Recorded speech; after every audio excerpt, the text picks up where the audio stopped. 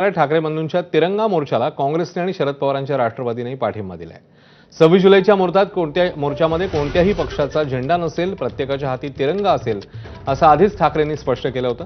तर मोर्चाच्या नियोजनाचा आढावा घेण्याकरता संजय राऊत यांनी राज ठाकरेंची भेट घेऊन चर्चा केली।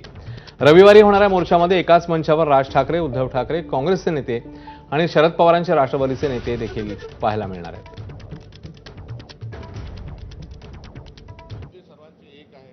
त्यामुळे या सर्व गोष्टींना आमचं समर्थन राहणार आहे। त्याही मोर्चाला काँग्रेस पक्ष म्हणून आमचा त्याच्यामध्ये सहभाग राहील, समर्थनही राहील।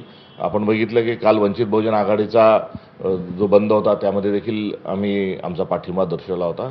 त्यामुळे जे प्रयत्न हे प्रामाणिकपणे जे केल्या जात आहेत आणि जे स्पॉन्टेनियस आहे विद्यार्थ्यांना घेऊन केल्या जात आहे आणि पक्षीय अभिनिवेश बाजूला ठेवून आपण बघितलं असेल की त्या 26 तारखेच्या मोर्चात झेंडा कोणी पक्षाचा घेऊन येऊ नका, पक्ष विरहित असल्या कारणामुळे त्या ठिकाणी आमचं म्हणून पक्ष म्हणून सहभाग असेल, मात्र त्या आचारसंहितेच्या अनुषंगाने आम्ही देखील त्यात सहभाग घेऊ। पंतप्रधान नरेंद्र मोदींनी आपल्या मंत्र्यांना इंस्टाग्राम सारख्या सोशल मीडियावर रीच वाढवा असे आदेश दिले आहेत। तरुण सोशल मीडियावर सक्रिय आहेत, त्यामुळे सरकारी योजनांबाबत सोशल मीडियावर रील्स बनवून लोकांपर्यंत पोहोचवा असं मोदींनी सांगितल्याचं समजतंय। मंत्र्यांनी जास्तीत जास्त तरुण पिढीपर्यंत पोहोचायला हवं अशी मोदींची अपेक्षा आहे।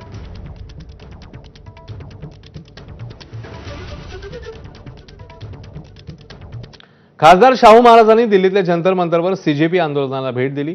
नीट पेपरफुटी आणि शिक्षण मंत्री धर्मेंद्र प्रधान यांच्या राजीनाम्याची मागणी याला शाहू महाराजांनी पाठिंबा दिलाय। यावेळी त्यांनी सीजेपीचे संस्थापक अभिजित दिपकेंशी संवाद साधला। त्यानंतर शरद पवारांच्या राष्ट्रवादीचे आमदार रोहित पवार देखील जंतर मंतरवर पोहोचले आणि त्यांनी अभिजित दिपकेंची भेट घेतली आहे। शिक्षण मंत्री धर्मेंद्र प्रधान यांचा राजीनामा झाला पाहिजे असं रोहित पवार म्हणाले। आता हे मलमपट्टी करून काय होणार आहे का? मुलांची मागणी आहे, विद्यार्थ्यांच्या पालकांची मागणी आहे, सर्व युवा पिढीची मागणी आहे की जे मंत्री त्या पदावर बसलेले आहेत त्यांना त्या ठिकाणी त्या पदावरनं काढा। आता या NTAच्या बाबतीत बोलायचं झालं तर 2017 नंतर ही बॉडी स्थापन झाली आणि मग त्यानंतर 2024ला पेपर फुटला, 2026ला हा पेपर फुटला। तर काही विद्यार्थ्यांशी बोलल्यानंतर त्यांचं म्हणणं NTA असायचंच कारण काय? त्यामुळे उगाच मलमपट्टी करण्यापेक्षा मंत्र्यांना हकालपट्टी तिथं करा। केंद्रीय शिक्षण मंत्री धर्मेंद्र प्रधानांच्या राजीनाम्यासाठी दिल्लीमध्ये सुरू असलेल्या कॉक्रोच जनता पार्टीच्या आंदोलनाला मोठा प्रतिसाद मिळतोय। या आंदोलनाला पाठिंबा देत एका पोलीस हवालदाराने जंतर मंतरवर जात अभिजित दिपकेंच्या समोरच आपल्या पदाचा राजीनामा दिला। उत्तराखंड पोलीस दलातले शिपाई शेर सिंग यांनी जंतर मंतरवर पदाचा राजीनामा देत असल्याचं जाहीर केलं। वर्दीमध्ये आलेल्या शेर सिंग यांनी खांद्यावरील पोलीस बॅज काढून दिपकेंच्या हातात दिला। युवा चळवळीसाठी आपल्या पोलीस नोकरीचा आपण त्याग केलाय, गोरे ब्रिटिश गेले, हे काळे ब्रिटिश आहेत अशी घोषणाबाजीही त्यांनी केली। हम बताएंगे तुम्हें लोकतंत्र कैसे चलता है। अगर हक की लड़ाई लड़ना बाकी होना है तो हाँ है हम बाकी। और आज से उत्तराखंड पुलिस की नौकरी से शेर सिंह रिजाइन करता है। लगाओ हाथ आज के बाद अभिजीत भाई को। हम बताएंगे तुम्हें लोकतंत्र कैसे चलता है। तर मुंबईतल्या आंदोलनादरम्यान आंदोलक विद्यार्थ्यांना ड्रग्सची पावडर खिशात टाकण्याची धमकी देत ब्लॅकमेल करणाऱ्या पोलीस हवालदाराबाबत नवा व्हिडिओ समोर आलाय। गाडीत बसलेल्या 3 तरुणांपैकी एक तरुणाने नवा व्हिडिओ टाकला। पवन सांगलेला जास्त वेळ सस्पेंड करू नका, ते पोलीस काका इतकेही वाईट नव्हते असं या मुलाने आपल्या व्हिडिओत म्हटलं। आम्हाला गाडीत गरम होत असताना पोलीस काकांनी AC लावला, आम्हाला गाडीत गाणी ऐकण्याचं फ्रीडम दिलं असंही तो पुढे म्हणालाय।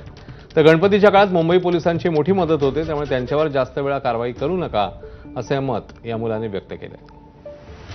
नहीं तो फिर मेरे साथ बेकार आदमी नहीं बिल्कुल नहीं बिल्कुल नहीं। मैं डायरेक्ट 50-50 ग्राम पावडर डाल देगा की जेब में। अरे नहीं गोष्ट अशी ब्लॅक अँड व्हाईट नसते। मला असं म्हणायचं आहे की मी त्या गाडीत होतो, ते काका मनाने खूप चांगले होते। आम्ही त्यांना बोलतो की काका गाडीत गरम होत आहे, तुम्ही AC लावा, तर त्यांनी AC सुद्धा लावली। शेवटी त्यांनी सोडल्यानंतर पण आम्हाला हेच बोलले की ते बघा तुमचे प्रोटेस्टर तिथे प्रोटेस्ट करतायत, जावा त्यांना जॉईन करा। तर मला मुंबई पोलिसला हेच सांगायचं आहे की त्यांना जास्त टाइमासाठी सस्पेंड करू नका।